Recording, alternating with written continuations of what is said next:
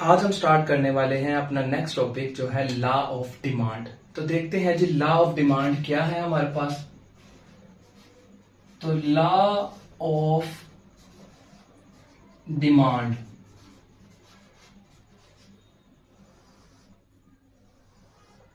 तो law of demand, law कहते हैं कानून को और डिमांड किसे कहते हैं, तलब को। इसका मतलब लॉ ऑफ डिमांड का मतलब क्या हुआ, कानून तलब। अब मुझे सबसे पहले पता होना चाहिए डिमांड क्या है। डिमांड क्या है? डिमांड कहते हैं, demand means desire of a commodity which a consumer has power to purchase. Demand का मतलब है कि किसी भी चीज के लिए ऐसी ख्वाहिश हो जिस ख्वाहिश को पूरा करने के लिए आपके पास कुव्वते खरीद भी हो, आपकी पॉकेट में पैसे भी हों। इसका मतलब जो डिमांड है, डिमांड हम उसे ही कहेंगे जिसमें दो चीजें होंगी। एक आपके पास डिजायर, आपकी ख्वाहिश हो, प्लस दूसरा आपके पास क्या हो, उसकी परचेजिंग पावर भी हो। तो हम कहेंगे ये क्या है, डिमांड। इसका मतलब जो तलब है, तलब बराबर होती है ख्वाहिश, आपकी डिजायर, और प्लस कुव्वते खरीद। इकोनॉमिक्स में हम उससे ही तलब कहेंगे जिसमें दो चीजें हों, डिजायर और दूसरा परचेजिंग पावर या कुव्वते खरीद। अब बात करते हैं लॉ ऑफ डिमांड क्या कहता है। लॉ ऑफ डिमांड आपने नॉर्मली ऑब्जर्व किया होगा कि जब भी सेल लगती है तो लोग क्या करते हैं, लोग ज्यादा से ज्यादा चीजों को बाय करते हैं। ऐसा है कि नहीं? ऐसा ही होता है। इसी तरह जब आप देखते हो कोई चीज महंगी हो जाती है, आप उस चीज को क्या करते हो, कम बाय करते हो। यही तो लॉ ऑफ डिमांड है भाई। लॉ ऑफ डिमांड यही कहता है कि जैसे किसी चीज की प्राइस बढ़ जाती है तो आप उसको कम खरीदना शुरू करते हो, और जैसे किसी चीज की कीमत कम हो जाती है आप उसको ज्यादा खरीदते हो। इसी सिनेरियो को हम लोग क्या कहते हैं, law of demand. Law of demand is the first law of consumption. पैसा खर्च करने का पहला कानून है। आप कहोगे सर हमें क्यों पढ़ा रहे हो? ओ भाई तुम लोग बिजनेस के स्टूडेंट्स हो, तो बिजनेस के जो स्टूडेंट्स हैं उन्होंने आगे बिजनेस करने हैं, तो अगर वो चाहते हैं उनकी प्रोडक्ट ज्यादा से ज्यादा सेल हो तो वो क्या करें, वो प्राइस को थोड़ा सा कम करेंगे। तो ह्यूमन साइको क्या है, जो चीज सस्ती मिलती है हम उसको ज्यादा खरीद लेते हैं। इसीलिए देखते हो बड़े बड़े शॉपिंग मॉल में क्या लगती हैं, सेल्स। पैकेजेस मॉल में क्या लगती हैं, सेल। तो जाके खरीदो ना, इसीलिए खरीदते हो, लॉ ऑफ डिमांड की वजह से। तो बात करते हैं डेफिनेशन क्या है, लॉ ऑफ डिमांड कहते किसे हैं। तो लॉ ऑफ डिमांड क्या है? लॉ ऑफ डिमांड कहता है if other things remain constant when the price of a commodity decreases, its demand increases.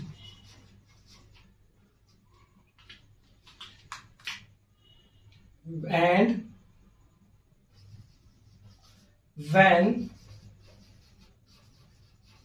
the price of a commodity increases, its demand decreases. तो ये देखो जी, लॉ ऑफ डिमांड क्या कहता है, if other things remain the constant, अगर बाकी हालात जू के तू रहें। तो ये जो other things remain the constant है ना, इसका मतलब जो चीजें बाकी हैं वो सेम रहें, कांस्टेंट रहें, वो बदले ना। ये किसकी तरफ इशारा कर रहा है? ये इशारा कर रहा है अजम्पशन की तरफ, assumptions of law of demand. Law of demand के कुछ अजम्पशंस हैं, तो ये उसकी बात कर रहा है, ये भी डिस्कस करेंगे। तो क्या कहता है, when the price of a commodity decreases, जब किसी चीज की कीमत कम होती है, इट्स डिमांड इंक्रीजेस, उसकी डिमांड क्या हो जाती है, ज्यादा। सेल में क्या हो रहा होता है, यही हो रहा होता है ना, प्राइस डिक्रीज हो रही होती है और डिमांड इंक्रीज। या ये भी हो सकता है when the price of a commodity increases, जैसे ही आप उसकी प्राइस बढ़ा दोगे इट्स डिमांड डिक्रीजेस, लोग उसको कम बाय करना स्टार्ट कर देंगे। इसको कहते हैं लॉ ऑफ डिमांड। सर कैसे पॉसिबल है, तो देखते हैं एक एग्जांपल के साथ। तो एग्जांपल में देखो हमारे पास, सपोज करो आपके पास यहां पे है price of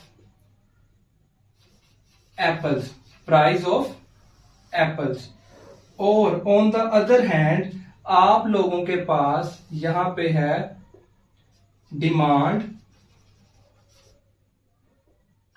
of apples, demand of apples.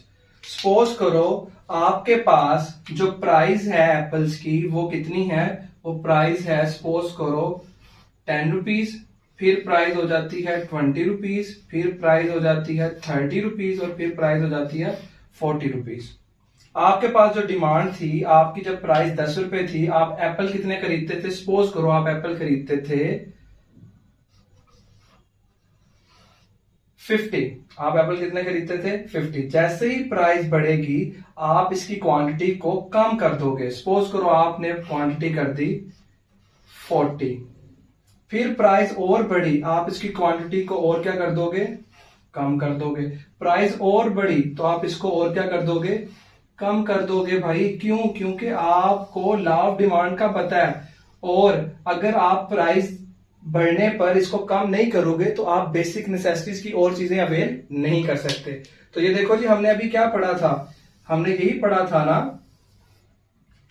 कि when the price of a commodity increases, ये प्राइस क्या हो रही है, इंक्रीज हो रही है, और जो डिमांड क्या है, डिक्रीज हो रही है।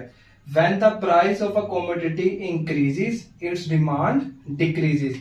और अगर इसी को मैं नीचे से ऊपर की तरफ देखूं तो प्राइस क्या हो रही है, 40, 30, 20 और 10, प्राइस क्या हो रही है, हमारे पास कम हो रही है। तो डिमांड भी देखो नीचे से ऊपर की तरफ डिमांड ज्यादा हो रही है। इसी को कहते हैं लॉ ऑफ डिमांड। अब इसकी डायग्राम बना लेते हैं। तो ये लो जी, यहां पे हम इसकी डायग्राम बनाते हैं।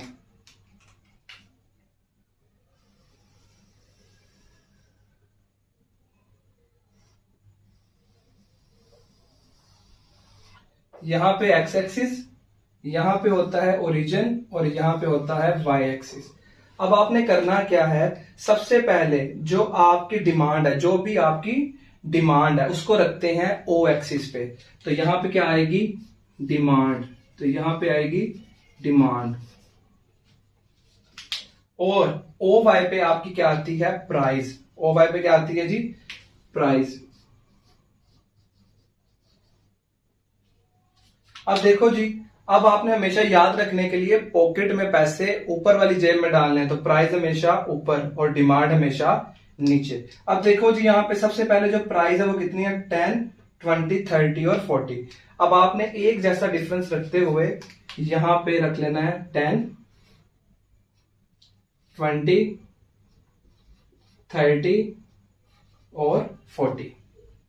और यहां पे क्या है, डिमांड। तो डिमांड देखो 20 है और मैक्सिमम 50 है, तो मैं यहां पे भी 10 का डिफरेंस रख लेता हूं, 10,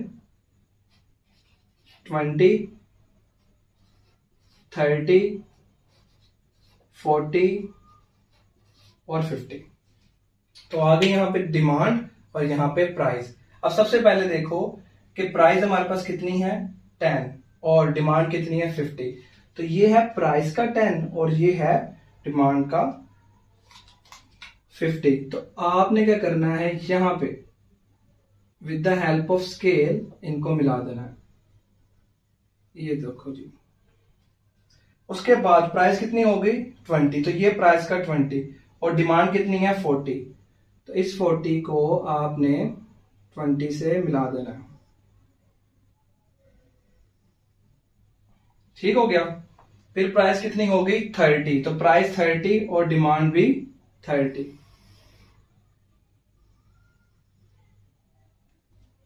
उसके बाद प्राइस कितनी हो गई 40 और डिमांड कितनी है हमारे पास 20।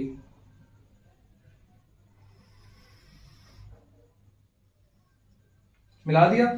अब आपने क्या करना है, with the help of scale, with the help of scale आपने स्ट्रेट लाइन ड्रा कर देनी है। क्या करनी है, स्ट्रेट लाइन, आपकी स्ट्रेट लाइन आ जाएगी। ये बन गया, इसको नाम दे दो ए का, इसको नाम दे दो बी का। ये जो आपने लाइन ड्रा की है इसको कहते हैं law of demand curve, law of demand curve, इसको कहते हैं कानूने तलब का खत। अब ये बता क्या रहा है, ये देखो ये ग्राफ भी हमें बता रहा है कि जैसे जैसे प्राइस बढ़ती है डिमांड कम हो जाती है। ये देखो मैं एक एरो लगा रहा हूं इधर, नीचे क्या लिखी हुई है, डिमांड। डिमांड कितनी है इस एरो पे 10, फिर 20, फिर 30, फिर 40 और 50। इसका मतलब ये बता रहा है कि जैसे जैसे प्राइस कम हो रही है डिमांड क्या हो रही है, ज्यादा। और अगर एक एरो मैं इधर लगा दूं, ये क्या बता रही है कि पहले डिमांड थी 50, फिर 40 हुई, फिर 30 और फिर 20 और फिर 10 होगी। ये क्या बता रहा है कि जैसे जैसे प्राइस बढ़ती है तो डिमांड क्या होती है, कम हो जाती है। इसको कहते हैं लॉ ऑफ डिमांड। क्लियर है। अब हम लोग बात करते हैं इसके अजम्पशंस की।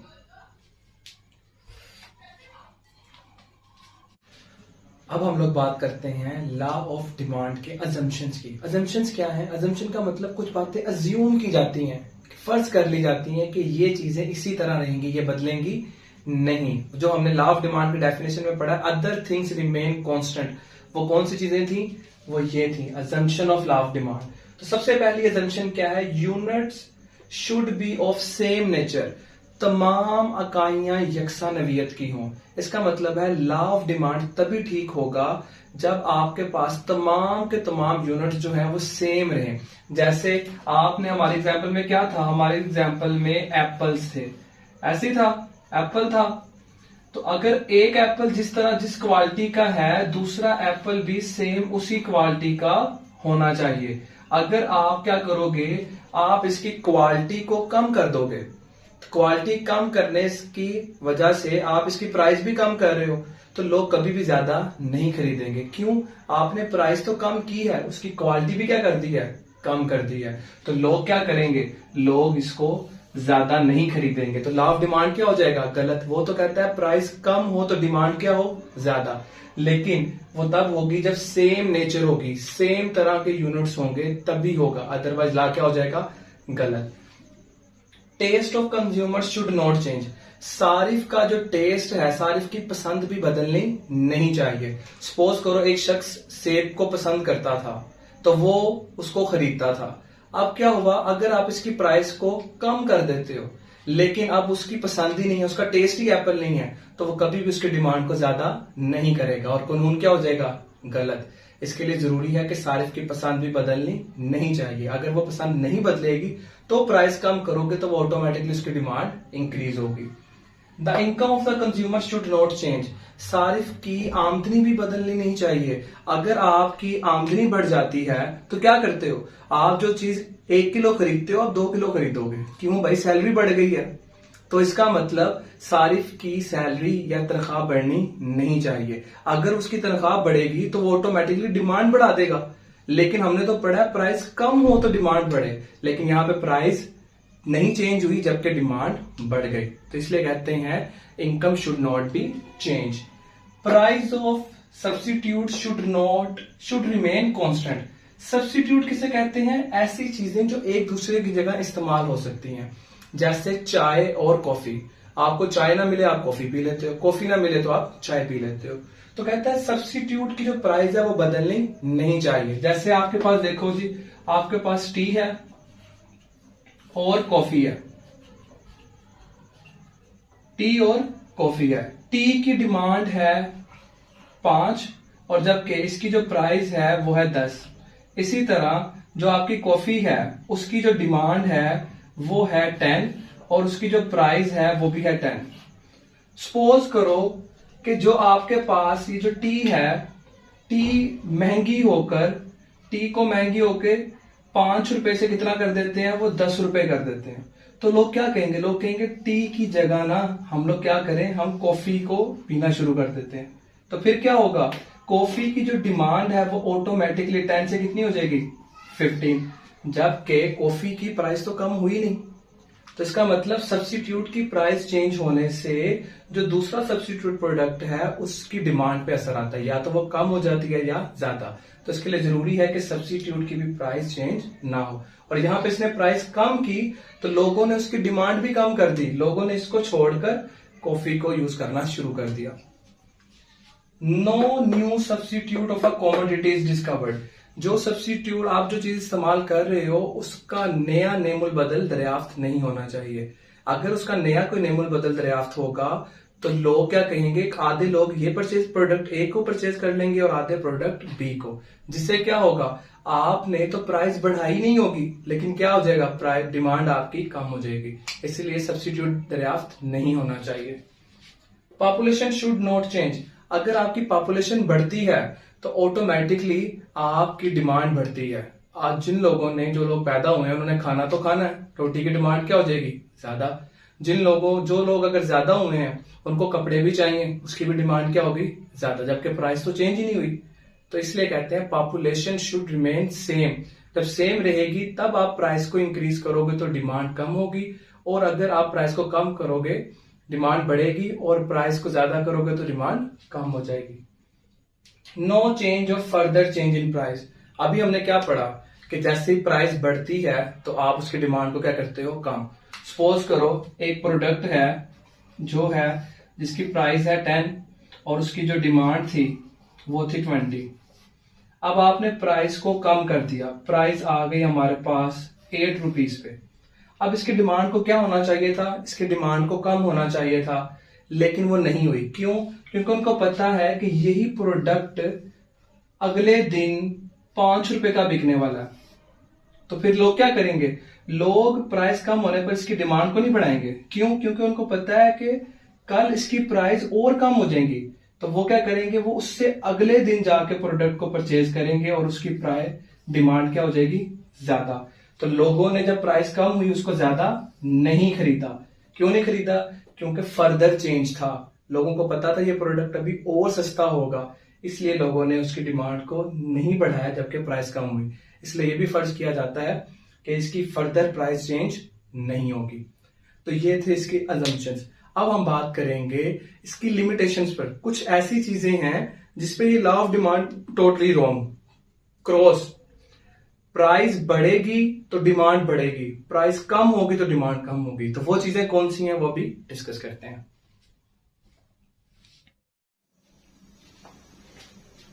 अब हम लोग बात करते हैं limitations of law of demand. Limitation कहते हैं मुस्तस्नियात, हदूद, जहां पे आके लॉ ऑफ डिमांड क्या हो जाता है, गलत साबित हो जाता है। कुछ ऐसी चीजें एग्जिस्ट करती हैं जिसपे लॉ ऑफ डिमांड आपका एप्लीकेबल होने वाला नहीं है। वो कौन कौन सी चीजें हैं? सबसे पहले है लाइफ सेविंग ड्रग्स।